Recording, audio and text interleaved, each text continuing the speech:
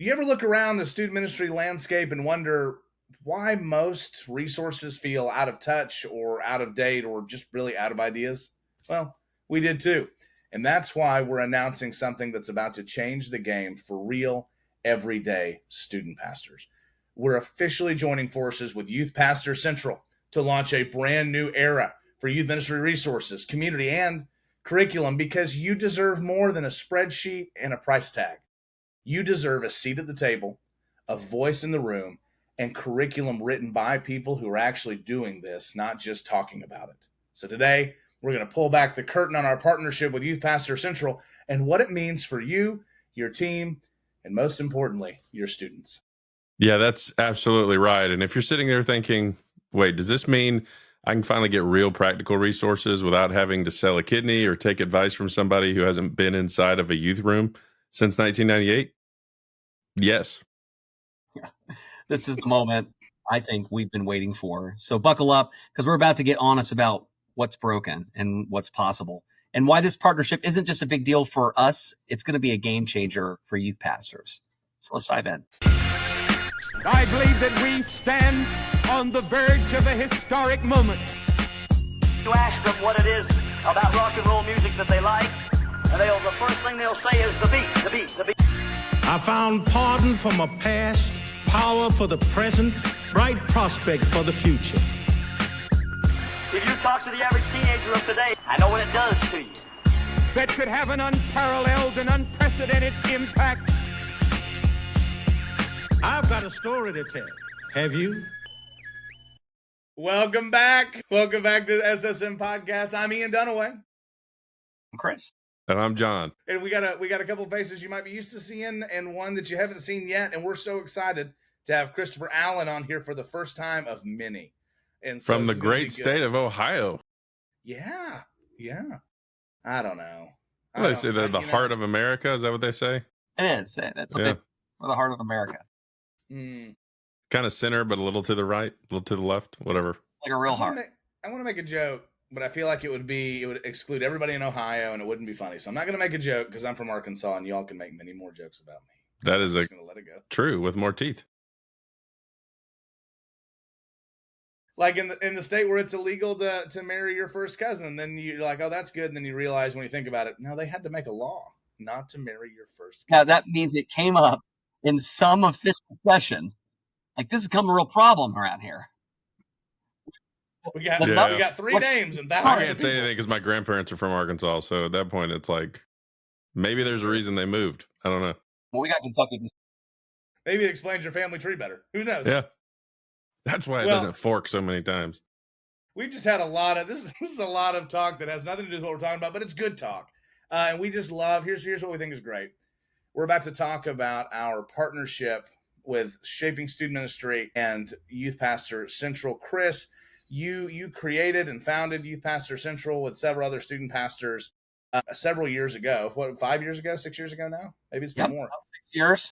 Yeah. And it's been growing like a weed, man. Yeah, it's been great. It's been a great time. And one of the things that, we had set out to do was create a really cool space for youth pastors to connect and to be able to talk about hard conversations, deep conversations, authentic conversations, fun discussions. And one of the other hearts that we had that we've not been able to bring to fruition is we really wanted to create affordable curriculum for youth ministries. I've been in big churches and I've been in small churches. And I tell you that the difference is immense when you're talking about paying for, $1,000 curriculum. It's one thing when you're in a big church, $1,000 is nothing, but it's entirely another in a small church. And I've been in a small church of less than 100 people where we literally had 80 students coming week to week. And the demands on our team without money was wild. And this was one of the things that we did not have. We did not have curriculum. We could not afford it. It was not in the budget. And it was one of the things that looking back, we were thinking there's got to be a way to create affordable curriculum for youth ministries across the country. And of course, there's some free resources out there, but it's like you get what you pay for. Yeah. You get what you pay for. And I don't have anything to, negative to say about the guys that put that together. And, I'm not in a bashing session here, about that. But I think that at the end of the day, there's really, potential out there if we could create like that middle ground. It's not quite free, but it's not $1,000 for all those churches. Cause I think that, I don't know what the exact stat is, but I think it's like 80% of churches are fewer than 100 people. I think it's even higher than that. Yeah, it's great. So that's one like really part of the heart of what we're trying to do. And so when we got connected here, this was something that I was like, we're in. That's the story in it, which I'm excited about, because it's crazy that how God brings together people who have a heart to serve, because our passion is it is students, but our passion is so much more. I feel like John and I over the last few years has been for student pastors, and I think that there is this, because the truth is we're part of an organization called G6 Allies that serves pastors as a whole, and one of the things that we just know is you're never going to be healthier. Your church is never going to get healthier than your pastor is. And we're seeing there is such a demand on, I think, to be a good student pastor now, you probably have about 3 full-time job descriptions in order to do it. And you're paid for half of one of those jobs, right? You're doing a side gig because you're trying to provide for your family and you love what you do. It's a lot of these guys are pushing so hard to try and show up and do this. And maybe they're working a part-time job on the side and full-time at the church, or part-time at the church, but really it's full-time, because they just love it and they're trying to do their best to make everything work. And then they've got 5 hats and they're doing audio on Sunday mornings. I mean, you guys know it's crazy being a student pastor these days. Well, I think all of us have been in situations where I'm a teaching pastor and student pastor at a church plant now, and Yep. church plants are small. Yep. And I have smaller groups of students, all the way up to 500 or 600 kids, and anywhere in between. I'll tell you the truth. Even when you're big, you tend to not. I have noticed that the culture of, I don't think it's the student pastor. I think it's the culture of ministry in the state of it now.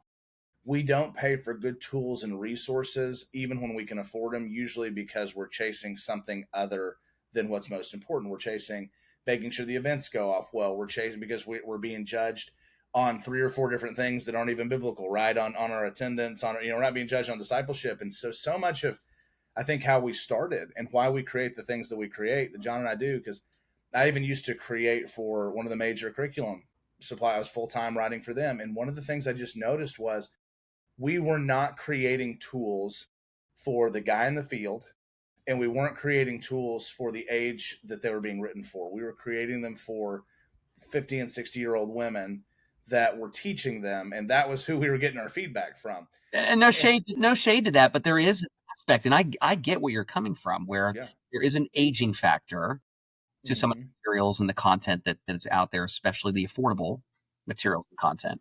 Because I've used Grow and I've used Orange and I've used a lot of these big name tools, and they are up to date and they've been great. And I understand what's happened with Orange is just unfortunate, and we just used to love them, and I kind of have to let that go because that's become something. But ultimately, there are tools that are up to speed and are connected with today, but they're costly.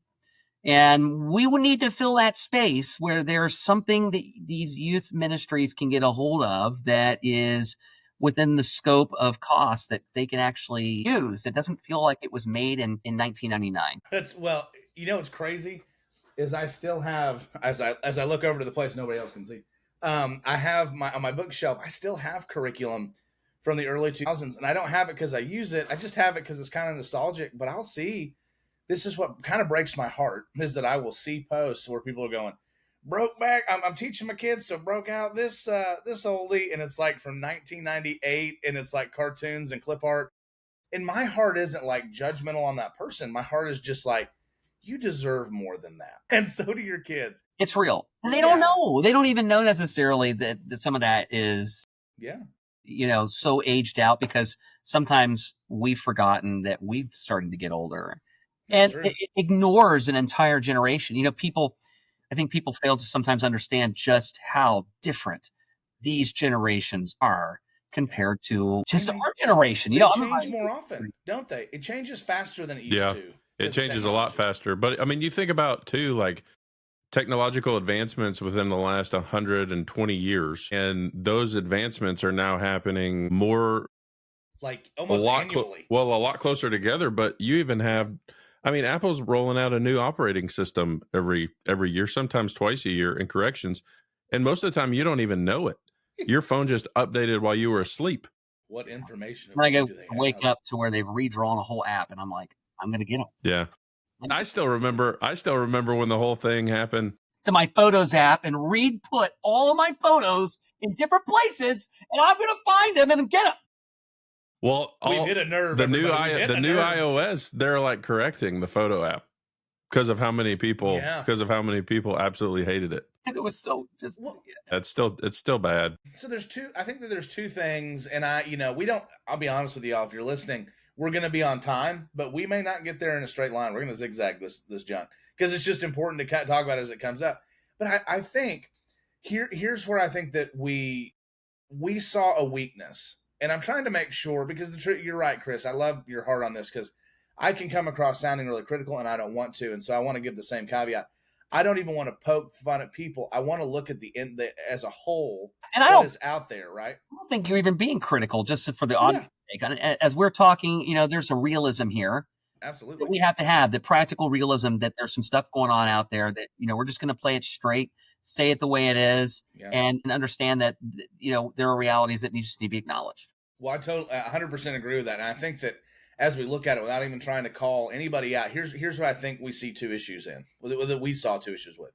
One, because you're right, we do age out, but and so things get older, and people tend to.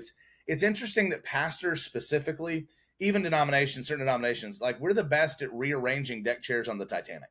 Like we're like, no, this has been working for years. It will start, but let's just change these portions, and it's just sinking. And you're like, guys, get on another boat.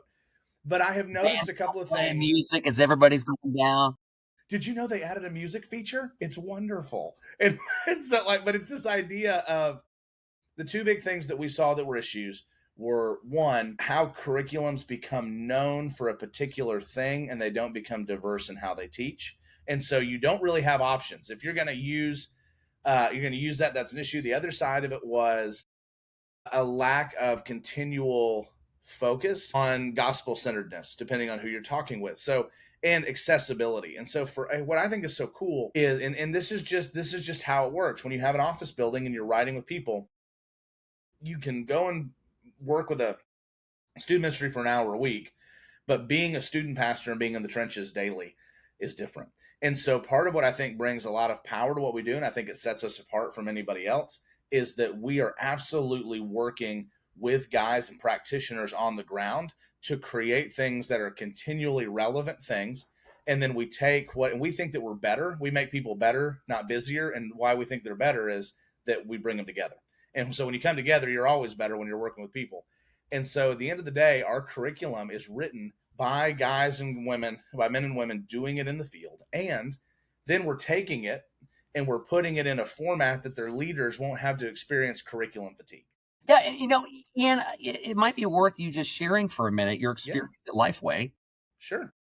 Just a little bit about how you encountered people who are writing curriculum for youth pastors who've not been doing it forever. Isn't that what that's what you're telling me, right? Yeah. Well, I could speak to that and then talk it over to you, because I fell in love. They brought him in. I fell in love with the machine, right? And I think it's easy to fall in love with the machine from the outside, because you're a small town youth guy. You get acknowledged from the guys in Nashville that you're doing a good job, and so they want you to come and speak into things. And so I got brought in. They do these things where they like bring guys in and do these little fellowships.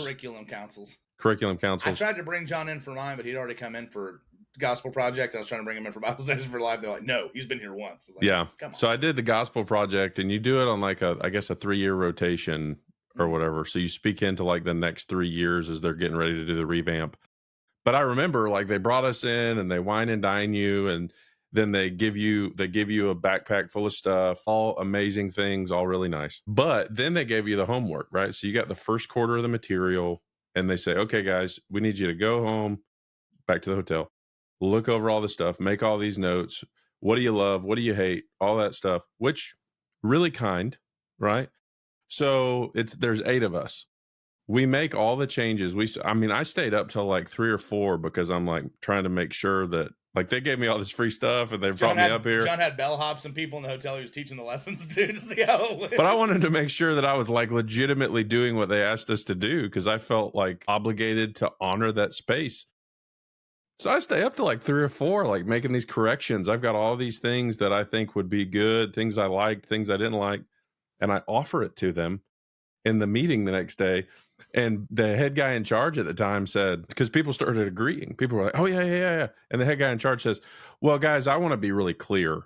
We were bringing you guys in to look at what's already being put out. Yeah. We might consider these changes in the future, but this isn't really what this is about. And it's like, but that's what this was advertised for. So you wanted to hear from us. And I think I think most people that have been in ministry for a while have been in the meetings with the senior pastor where you're sitting there and you're being asked your opinion, but your opinion doesn't really matter because the decision's already been made and it's really a budget just meeting. It's like, we're going to go talk about your budget. Oh, great. I have some suggestions. Oh, no, you don't give suggestions. We just give you your budget. Man. So that's how the big box guys are from my experience. And I've used them for years, but they don't really care because the decision makers don't actually step in youth rooms. It's a gospel project, and I've actually looked at their curriculum, and we were leveraging some of their curriculum in one part of our church, and I actually came to a head because I was like, I just don't like this stuff. I need to get rid of it. You know, not to bash curriculum, but like our personal experience internally. What I question, would we have had that viewpoint if folks like you, John, would have been listened to because they did, I feel like, the first right thing by bringing in voices, and then they silenced them, and then you end up with guys that are doing this that have been separated from the space for a long time. Mm-hmm. Some of what, and this is what's interesting, because from my perspective, when John said that, what was funny is I asked the question when we did our curriculum council like that, and I'll make a note with this that I think is important. There was 1 or 2 people around the room, maybe 1 person out of 10, that was not from a top 1% church when I did it, and that was another thing that was hard. It was not the 80% that we sold. We had 300,000 subscriptions quarterly when I was writing, and the top 1% was shown, and it was actually, and none of the guys actually used it. And so what it was partially sales, partially that. And so when we had the conversation, I just said, well, because this is just the nature of the beast. They're a print organization. You have to send print way ahead and get it printed. And so I said, what happens when these guys see some stuff we don't see? And we're writing this. This is 10 years ago. I said, writing this. And they said, well, that's not 10 years ago. It was like 6 or 7. But anyway, they said, what happens when they write this? And they point something out we want to change. And the statement was, we're not here to change anything. We're here to get them on board. And I said, well, that's hard. And so but because even after that, we wouldn't make the change. The thing that was hardest for me was in my first couple of weeks there, the statement was made, and this goes against everything that I believe in for how we create curriculum. It doesn't mean everybody has to believe in it, but it's part of why I think you love what we do, and part of why we love what we do. Is the statement was made, this doesn't need to be hard. You need to be able to create this curriculum so that Billy Bob in the field can cut. This is like direct quote, as close to direct quote as I can get. So that Billy Bob in the field can come in, not have studied, and just read it and teach a lesson. And I said, wait, so, and I never just did that with that mindset, but that was the training when you came in, was it just needs to be so surface level and easy that this guy does. Well, I believe that depth is in clarity, and I believe that something that is simple doesn't have to be simplistic. But that's what we work to achieve, and what we do is not lowering the standard for, hey, you should be able to read this, but that you should be able to make an hour a week so beneficial because we're giving you all the meat that you can do it. And it was just always a hard world to live in, because I was the only active student pastor that had started in that role, and they had made the statement that we were just going to hire all student pastors. But everybody, like you said, Chris, everybody that worked there but me had already been doing something other than student ministry when they came in. And so I get it. And I get that you don't, there's a lot of work there. But for us, our heart with what we do is, 1, we're not big enough to write that much curriculum all the time. But 2, I don't think we should be big enough to do that. I think that where our win is that we're spreading connections so wide that there's things that I'm not going to think of at 36 doing this for 20 years that I would think of if I was Joshua Villers, who made a Waffle House themed series on the essentials of faith. I thought, and Josh knows this, I thought that was the goofiest thing I'd ever heard, but we created it for him because he's in our cohorts and that's what we want to do. Then I said, we'll create it, and we made it. And then a dude in Texas was like, "This is the greatest thing ever." Yeah, he goes, I don't have Waffle Houses, and my kids need this, and he did it, and it was so good, all the way to D&D was never a thing for me, but that is the thing right now, and we have a guy, same guy, created a D&D series that it looks like a movie series, the way that we built it, and so much of the quality there is that we're not trying to get you on board with us. We're trying to get on board with you. That's exactly what it is. Yeah. And so our heart is that, man, we would absolutely be doing ministry and writing things and building resources with practitioners. But to your point, Chris, we're doing our best to make it. There is a distinct difference between cheap and cost effective.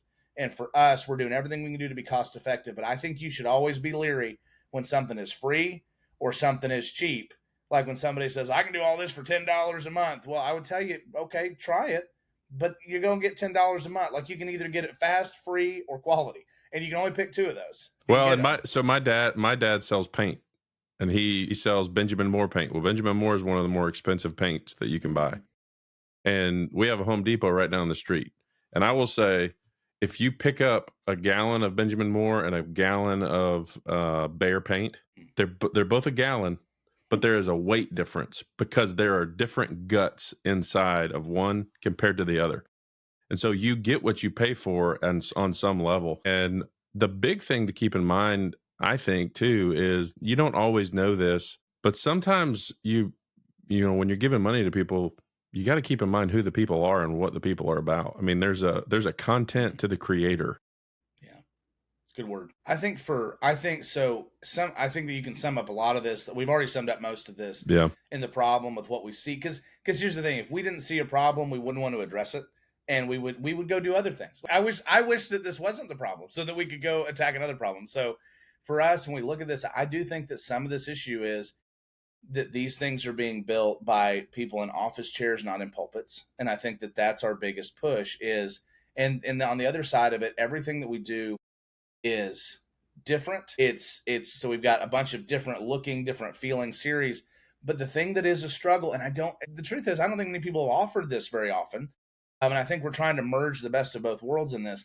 But there is a real thing, whether you believe it or not, called curriculum fatigue. And when you use 4 different curriculums or 18 different or download different messages, it's hard for leaders over time to have to relearn how every curriculum works.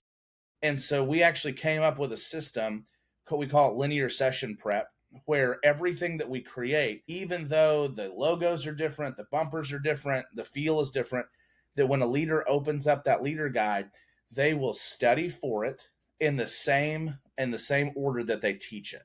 And so I say this all the time, and the sad thing is I am old and nobody's getting it and remembering it, but a beautiful mind. I remember when Russell Crowe was looking around the room and he'd be picking out numbers and creating things. And I think that that's what curriculum fatigue does. I think that we look at something and then when a student asks us a question, we go, oh, why did I read that? Well, the nice thing is we just wanted to create something where you could go, oh yeah. And if you don't remember, you know that in the same order you're working in, you find it. And so, yeah. Well, and more than that too, like to say it as simply as I can, I would say the aesthetics look different, but the functionality and the user interface is the same. So it's not switching every time you switch curriculums. You're not going from Android to Apple, back to Android, back to Apple, and having to relearn how everything functions. There's a lot of anxiety associated with that.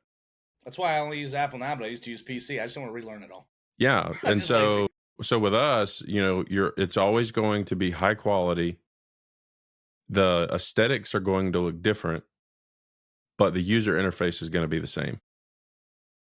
That's the heart. And so that being said, and we're writing it with practitioners, we're even doing, this is not $27 a month, but we do offer cohorts and leadership development, all those things. But in our cohorts, that's a lot of the places that we're working with guys, we're helping them create curriculum through those. One thing worth mentioning is what you just said, because we haven't talked about that yet. And that's what we're charging. We're about to move down to why it matters for us, probably. Yeah, you're right. So why does this, Chris, you tell us, start with this. Why does this affect and how does it affect the everyday of student pastors, this I mean, partnership? from my standpoint, coming from, small church ministry, which I've spent the bulk of my time in, I was in a church of 2,500 people, and their church is much larger than that. And I don't know, we had probably 400 in the high school together. So, it was a pretty big deal. Being a part of that. And we had 70 or 80 volunteers. That's one situation.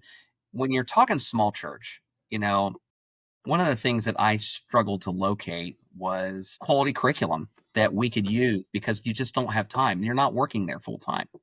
In our small church environment, there were times where I have to teach a message after work. I'm so glad to be full time now, but that wasn't the case when we first started our church. We launched our church and I had a full time job, and that is the reality for a lot of people. And, when you're talking youth ministry, the small church might have a full time lead pastor, and there's just a guy that was a volunteer that has a heart for the students, and they want to do it well and they want to do it right. And the youth ministry grows, and they've got 40 kids showing up on Wednesday nights, and they get off at 5 p.m. and they're kind of like at 4:30, they've got it open on another window, and they're hoping they don't get another call so they can try to brush up. The point of this is that we've got to be able to give to these guys quality content that they can absorb in a manner that is not going to take them multiple hours of thinking it through, but they can pull it up and they can look it over, and they can spend 45 minutes to an hour getting ready, so that when they show up, they're ready to go and set the tables up and get things going for the student service, and they're ready to launch, because that is most churches. That is most youth groups. It is. I think about a guy named E. So you said that story, and I immediately thought of a guy named E. His name's Ian too, but Ian, I'm just calling him Ian B, because I didn't ask him if I could share the story. But Ian just became bivo at a church. He's a bivocational guy with unsung heroes, by the way, and co-vocational, bivocational. Absolutely, my heart is for you. But here's what I think is interesting too, because you have this idea that it isn't even. He took our series on, imagine doing a series for students on systematic theology in 12 weeks. Like, you would think that's going to be for your lock-in to make them all go to sleep. But it's not. It's excellent. Guys have used it all over the country. But Ian B was starting, and I said, Ian, I want to send this to you, and I just want you to use it. And Ian was able not just to prepare, Chris, like you're saying, but Ian was able to hand his leaders 12 sessions ahead. He was 3 months ahead as a bivo guy. I don't care if you're full-time, nobody gets 3 months ahead. And so much of the heart here is that you could do that, and you could actually say, hey, it's going to change the game for your ministry when your leaders are equipped 8 weeks ahead. And you say, well, I don't think they're going to prepare 8 weeks ahead. You know what? They're not the first time, maybe, if they haven't been, but they are over time when you keep handing them stuff, right? I agree. I think it's great when you know where you're going in advance. We're a small church plant, sub 100, and we take our job seriously, and we plot our whole series out for the entire year. And the way that we've done that is through creativity, because we don't have money. And our creativity is that we created Youth Pastor Central, and we leveraged that identity that has become a well-known identity to reach out to curriculums to say, hey, we'd love to test your curriculum, which is true. We didn't make that up. We wanted to test it so that we can speak honestly about it in the space. But the benefit that we were really grateful for as a small church with no money is that we could have curriculum. And we did that for years, when we got free curriculum from Grow, and we got free curriculum from Orange, and it was awesome. And we were so grateful for that. But not every church out there that's less than 100 people has a youth ministry space with nearly 10,000 youth pastors in it that you could leverage. That was just a luck of the draw for us. I mean, we worked to create that, but the reality is that that's not a normal situation. And so we were able to do what I wish so many other churches could do, to be able to be planned and on point and thinking everything through for an entire year and all of our events and all of our series. And we could put it in our folder directory, and we had it organized and ready to go. That was awesome. And we did that with no full-time staff member overseeing the youth program. I mean, that's where we're at with it. I think what you can do, well, and so I'll ask you this question to follow up. Why is what we're doing going to make it affordable for student pastors?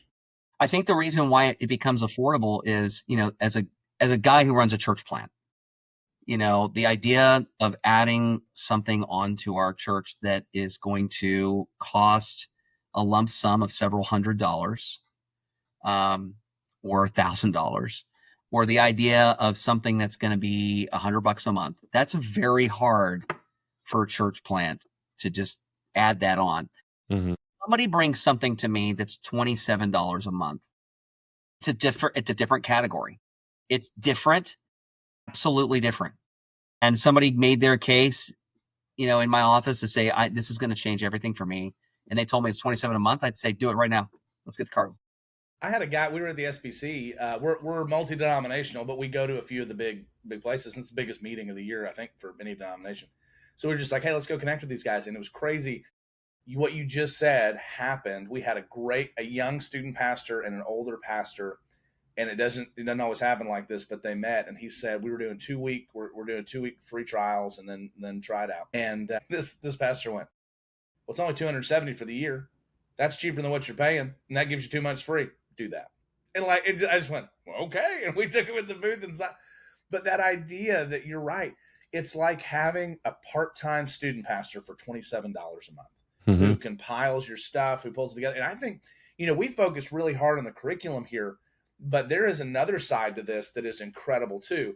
Stephen Bell, who we've had on here before, is a game maker, and he was a game maker that made it for several of the people that everybody that's watching this has downloaded games. Yeah, you've probably used his games. You just downloaded them from other places, and they put it. Then they bought them, and that was the business transition.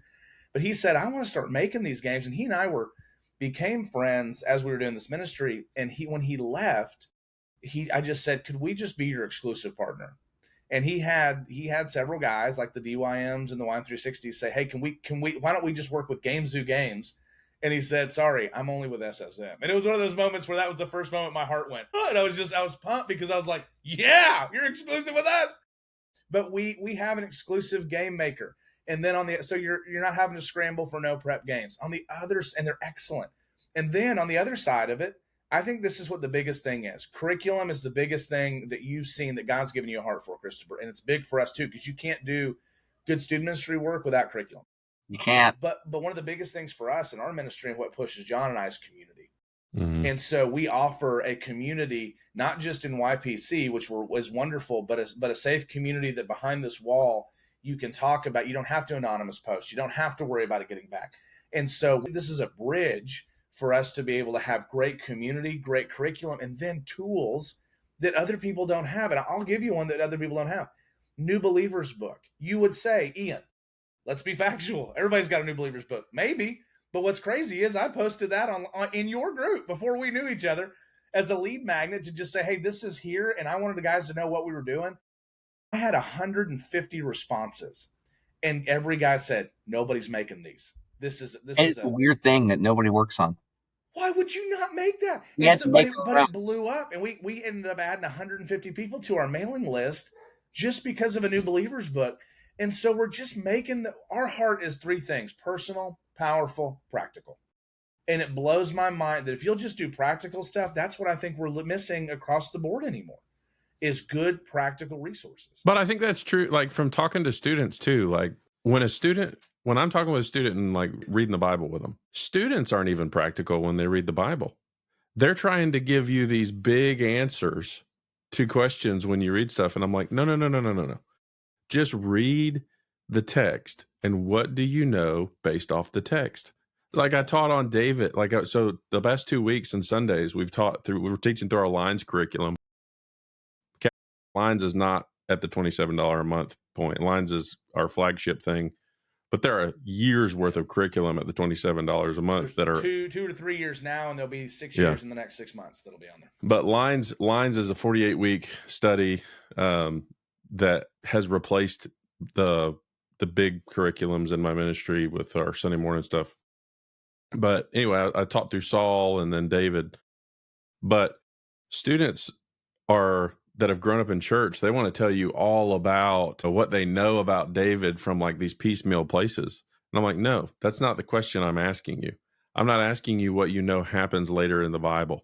I'm asking you, what do you know in this story? Just this story. Like, let's just get very practical for a minute and just limit our knowledge as best we can to just this and go here. And so practical and getting just laser focused in on the details of things. That's where a lot of really good stuff can happen. I think I we agree with that. decided. Oh, go And I ahead. feel like I want to comment too on the next one, which is powerful. Come on. One of the things that I felt like we were getting to when we were using the orange curriculum, we used it for a while, and I felt like we were getting to a place where, having taught many, many, many of those series, and we had 2 other youth pastors in the space. I was actually lead pastor, and we had 2 youth guys. Right now, I'm leading the youth, but there was a period where we had the senior high and junior high, and they were teaching it. And we were going through this stuff, and I thought, man, there's something about orange feels disconnected from the power of Scripture. And maybe there's because there was some stuff going on in orange. It was spiritual, like that's come out. It is what it is. They put themselves on a pedestal and they came off of there. So, that's a mess. But, when we were going through it, they used Scripture, but there was an aspect of it that felt like it was so character centered and not spirit centered. And that's something that I felt like was very lacking there. I do feel like Grove's much better on that front. And I feel like when I read through our curriculum, I feel like I see that there is this centeredness on the importance of the spiritual components of what we're teaching, not just that we become, great, having great character, which don't get me wrong. I think that's a great thing. And I think it's an important thing. That's why Proverbs is included in the Bible, that's important. I think it's not the only thing. And I think that really that's kind of a subtitle, like character. It's good. It's good to have good work ethic. It's good to, not control your words and to have self-control, and all those things are nice. But like, there's a bigger picture in Scripture. And I see that kind of spiritual forcefulness in the curriculum that we're creating, which I think is really important that we focus in on that. And I love that about what we're seeing, and what, you watching this will see. If you get into what we're looking at, you're going to see that vibrance coming out of the text, that this is not just a character focused curriculum, that it's more than that. And there's so much more spiritual power components that I love, that I'm so happy to be a partner with these guys that have been writing a lot of this stuff. I love it. And man, you're writing stuff with us now too. So that's pretty exciting too. If you know Chris and you love Chris, we're writing stuff with him. And you said that earlier, I do think this is a game changer for what we're doing. I think when you look at $27 a month, and I keep reiterating that because I don't know anybody else that's doing good stuff for that much. I think it's a disruption, actually, the $27. It's wild. $27 a month. Yeah. I think it would probably be the lowest in the whole industry. I'm sure somebody somewhere is doing something lower, but I think it's the lowest legitimate operation that's doing this. I wonder what the quote is. You guys remember the quote, and I'm going to butcher this, and because my mind just can't get there. I feel like I have COVID brain like 5 years later. But when he said, never underestimate what a small group of people that are highly motivated can do. And I think that $27 a month for us is that you have an incredibly loyal and driven small group of people for the glory of God and for the love of his church that are trying to do this and just eat. Like I just need to eat. I just need to pay my mortgage. And we've been doing it even when God has been faithful in the midst of doing that. But we do believe like that side of it is just that, man, it is going to cost something. It doesn't have to be it astronomical, and our overhead is low, but you have a small, dedicated group, relatively, of student pastors serving and investing in others. And it just, like, I look at all of this and I know that we're talking about serving, like the YPC community helps us add an incredible platform to what we're doing. It gives, I think, engine to an incredible vehicle. I think it's cool too, just to share some of the other things that we're going to do for them as well, like that we're going to do together. Like now, I love that you said this a while back. You're like, man, it's not even an us anymore. It's we and us. It's not you and me. And I love that about what we're doing.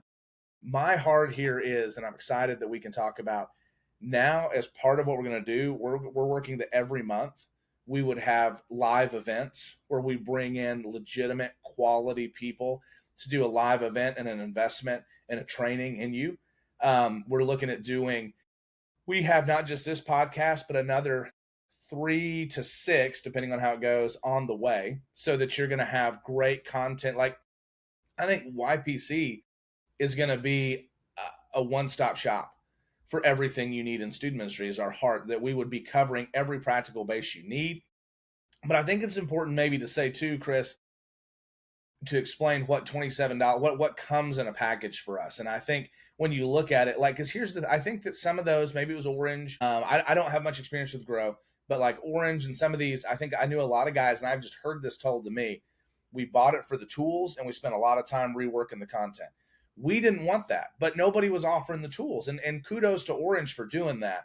Here's what you get with us, and this was, as we, you all don't know, this has been months of working with Chris and getting good feedback into what we're doing. And so every series package that we have, you will get, and we're gonna have, it's all ready, it's ready to roll. We have slides, we have a sermon manuscript that if you needed to, you can preach on it. And before you say, well, I write my own sermons. Great, you should. And there are blank slides on there for you to do it. Yeah.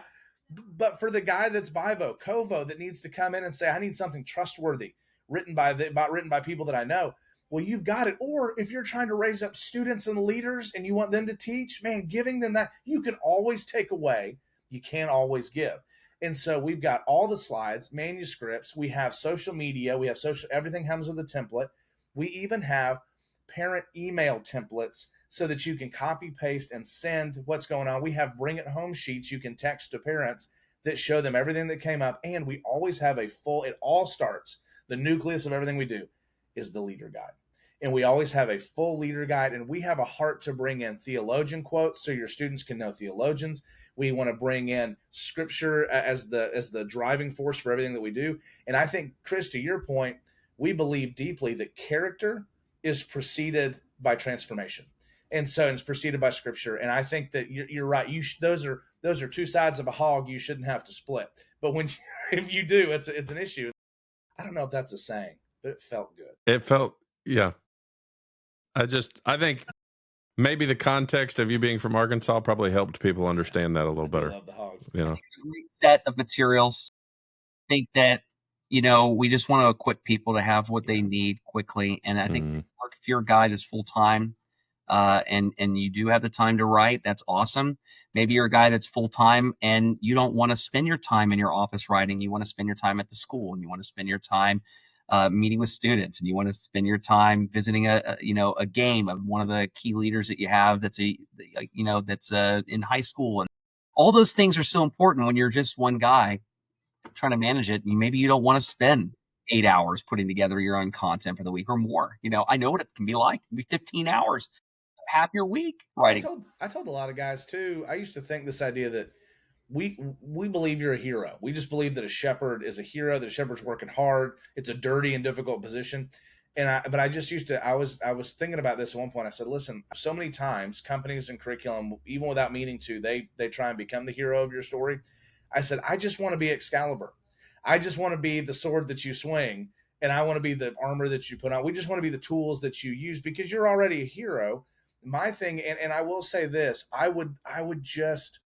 don't think one person or one group can do everything for everybody. I understand that, and there'll be places that you love, but I would push this for you. Look at what you're currently doing and just ask the question, is this really meeting a need? And then try what we're doing out, because I think that for a vast majority, it meets a need that sometimes we become loyal to things that are just not worth being loyal to when you can look at how good it could be.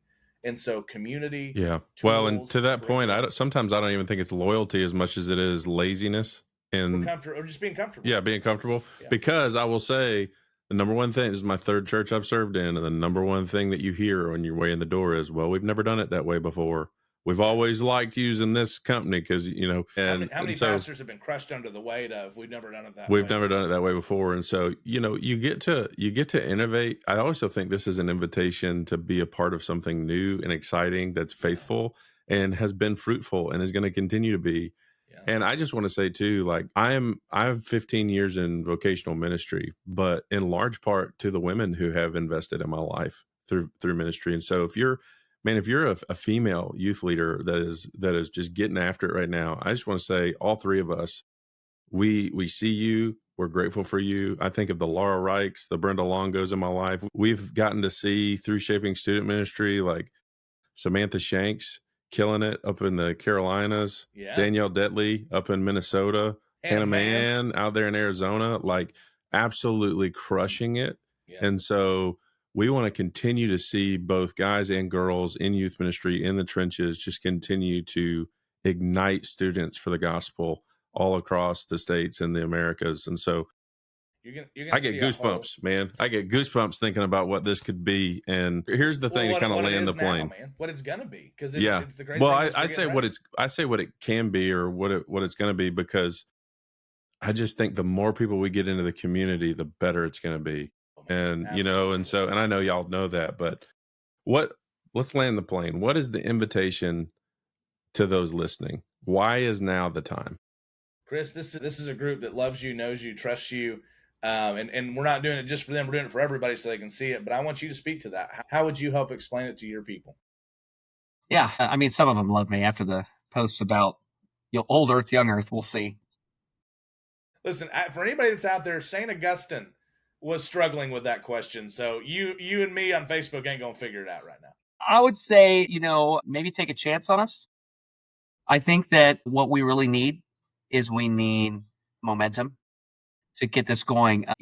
I really believe that if we had 150 get off the ground, that creates sustainability, so that we could really see where this goes and how this will really feel, so that we can take this to the next level and really create something incredible. And so that's what we're looking for. We're looking for 150 people to jump in with us up front. Out of 9,000 just in the group that Yeah, were 9,000 this in as well. Yeah. We're not asking for an astronomical number here. $27 a month. Take a chance with us. And then we're gonna be putting that up on the group, like, hey, we're looking for 150 people. Will you be one of them to jump in and try this out with us? And I want to challenge you too. When you see issues with something, or you see something that could be better, or something that you don't have, just before you write somebody off, let us know, because man, we are building stuff constantly for guys, because we're helping build it for the practitioners. And so I'm not in Ohio, and I'm not in Georgia, and I'm in Oklahoma, and I'm not in Arizona, but I can sure as heck build stuff along with my team to help people that are there. Yeah, I think that we're willing to really work with the community, and we're available. And obviously, because we're smaller right now, our ears are open and accessible. It might be harder to get those messages through to Reggie Joyner at Orange, Hopefully nobody's messaging him at this point. Nobody's messaging him now, but I'm thinking, if I did have an issue with their stuff. At one point, they were creating any slides. It drove me nuts. I hated that. I thought, what the heck is wrong with you guys to not make slides? And I have to create these slides myself. And they did eventually add that later. Somebody's like, they do make slides. Yeah, well, they didn't. Okay. So there was no way I was going to be able to communicate that to him. And I think that there is an aspect of this that we're reachable, and we are going to grow. And hopefully that growth is going to widen, and as we listen to all the good feedback and negative feedback that we expect to hear. We want to hear, like, hey, we hate this.